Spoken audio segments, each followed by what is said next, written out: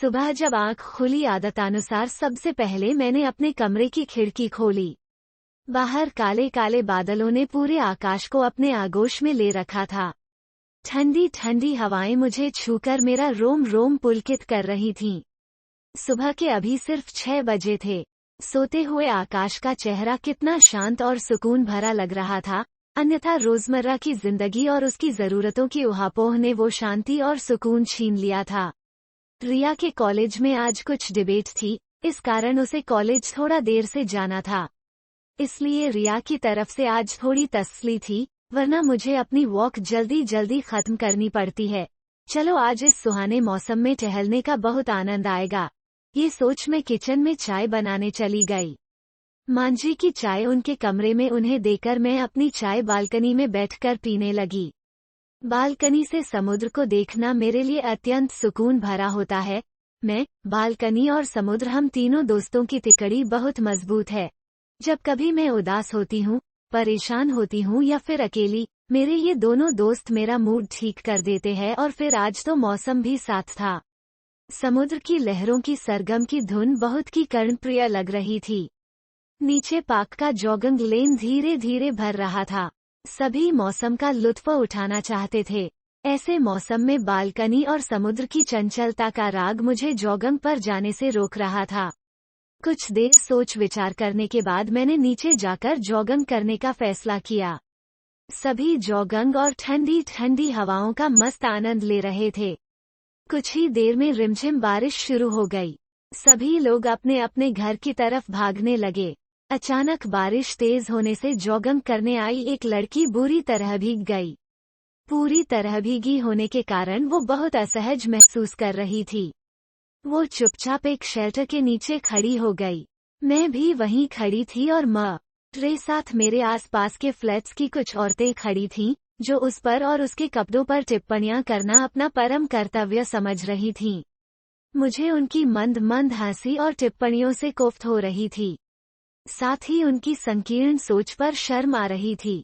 ये वे औरतें थीं जिनके खुद के घर तो शीशों के थे और दूसरों के घरों पर पत्थर मारने से वे बाज नहीं आती थी।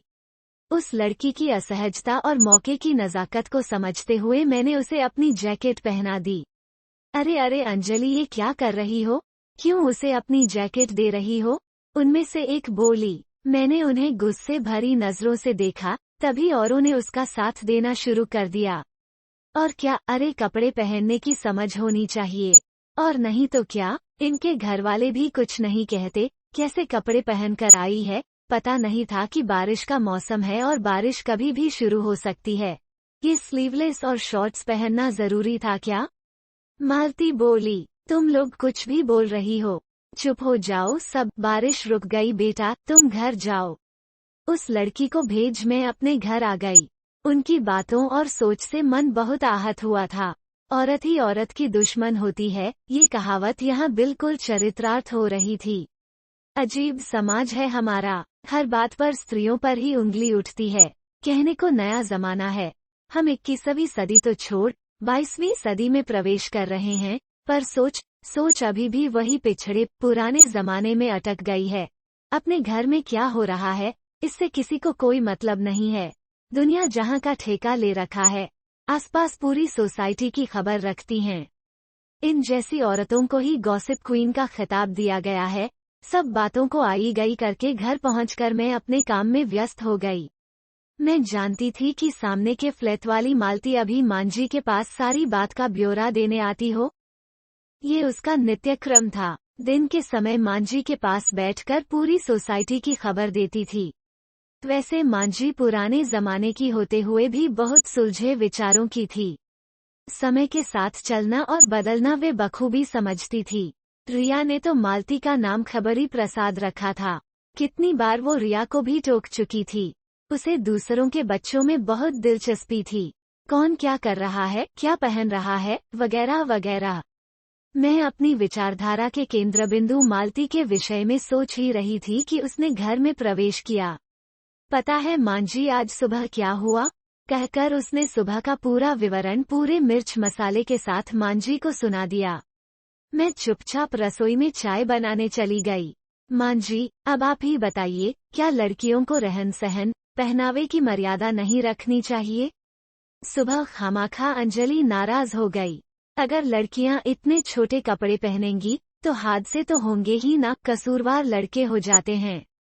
अब मेरी आरुषि को देखो, सलवार सूट के सिवा कुछ नहीं पहनती, और कभी बहुत मन हुआ तो जीन्स टॉप, वो भी पूरी बाजू वाला, स्लीवलेस तो बिल्कुल नहीं। ये होते हैं संस्कार। अगर लड़की शॉर्ट्स पहने या फिर स्लीवलेस तो वो संस्कारी नहीं है। मालती किसको क्या पहनना है और क्या नहीं ये उसका निजी मामला है। हमें कोई हक नहीं बनता कि किसी के पहनावे पर टिप्पणियां करें। अब वो घूंघट वाला जमाना तो रहा नहीं। समय के साथ सबको बदलना पड़ता है।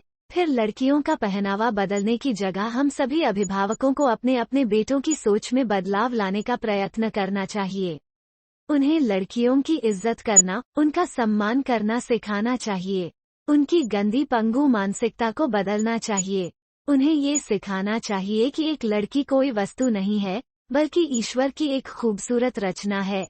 एक तरफ तो दुर्गा माँ का प्रश्नवाचक चिन्ह पूजा करना सिखाते हैं उन्हें, और दूसरी तरफ उन्हें सिखाने समझाने की अपनी नैतिक जिम्मेदारी भूल जाते हैं।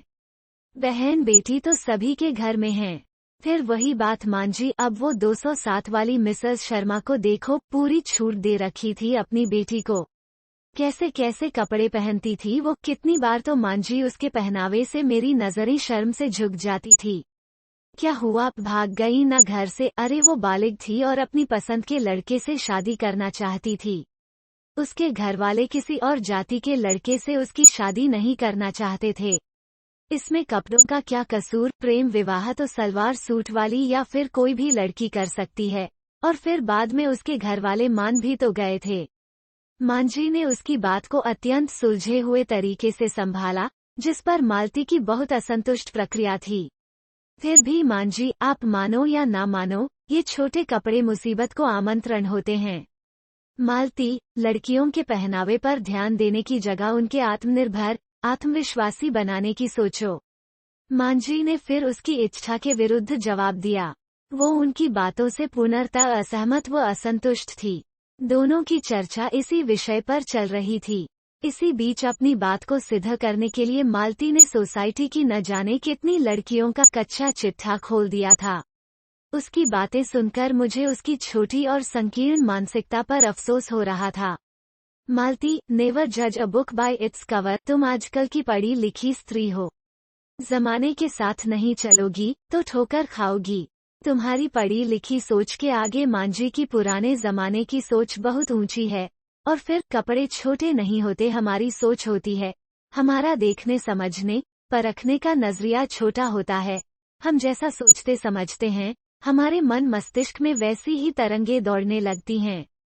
हमारी मानसिक उन्हीं तरंगों पर सरगम गाती है। ये सब हम पर निर्भर करता है कि उस सरगम की धुन में मिठास होनी चाहिए या फिर कड़वाहट। अगर हम ही लोग समय के साथ नहीं बदलेंगे, अपनी बेटियों के पैरों में बेड़ियां डाल देंगे, तो उनकी उन्नति कैसे होगी? उनका भविष्य उज्ज्वल कैसे होगा?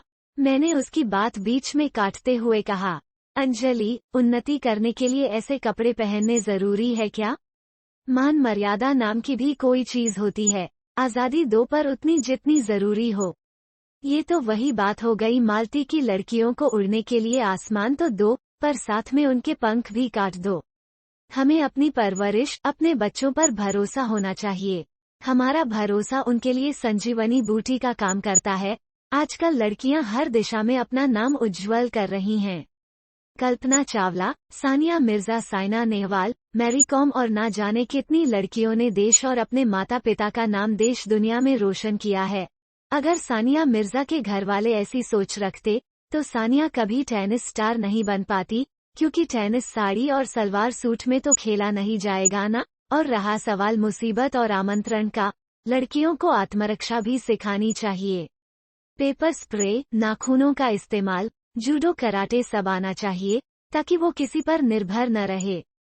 उनकी सुरक्षा का दायित्व खुद उन पर ही हो, इतना उनमें आत्मविश्वास होना चाहिए।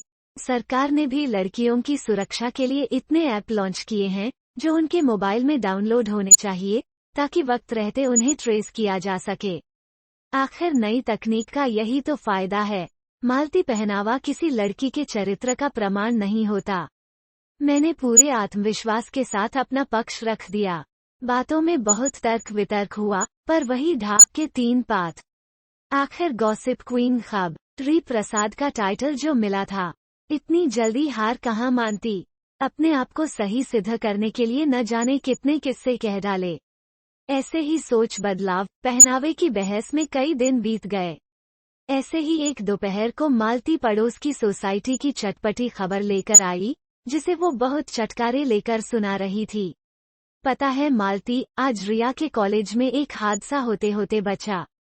मांझी ने उसकी गॉसिप पर विराम लगाकर कहा। वो आश्चर्य भरी निगाहों से हम दोनों की तरफ देखने लगी। रिया के कॉलेज की एक लड़की का किसी गलत लड़के से अफेयर चल रहा था। ये उम्र ही ऐसी होती है, अल्हड़ और नासमझ। उसे उस लड़के पर अटूट भरोसा हो गया था। वो लड़का उसकी मासूमियत व भोलेपन का फायदा उठाना चाहता था। उसने अपने प्लान को अंजाम देने की पूरी तैयारी कर ली थी। पर उस लड़की की किस्मत अच्छी थी। इस बात की भनक रिया को लग गई और उसने कॉलेज के प्रोफेसर और दोस्तों के साथ मिलकर न सिर्फ उस लड़के का प्लान विफल किया, बल्कि उस लड़की की इज्जत को दागदार होने से भी बचा लिया। अगर उस लड़की के अभिभावकों ने उसे ऐसी ऊंच नीच की समझ दी होती, उसे आत्मविश्वासी बनाया होता, तो संभवतः ये नौबत न आती। अब तो मांझी मानेंगी ना मेरी बात को। बिना सोचे समझे वो एकदम तपाक से बोली, एक बार मिलना चाहोगी उस लड़की से? क्या वो लड़की यहाँ पर है? आश्चर्यचकित होकर उसने पूछा। जरूरी था उसे यहाँ लाना। अंजलि, जाओ ले आओ उसे। सामने आरुषि को देख मालती के होश उड़ गए। मालती, यही है वो लड़की। मैंने आरुषि को उसके पास बैठा दिया। अपनी बेटी तो देख, वो शब्दविहीन और जड़वत हो गई। उसकी आंखों के समक्ष अंधेरा छा गया। कुछ क्षण के लिए कमरे में मौन पसर गया। कई बार कुछ कहने समझने के लिए शब्दों की भाषा से ज्यादा प्रबल मौन की भाषा होती है। मौन की भाषा वो अनकही कह और समझा देती है, जिसे शब्द कह नहीं पाते। मालती की आंखों से आंसुओं की अविरल धारा बह रही थी।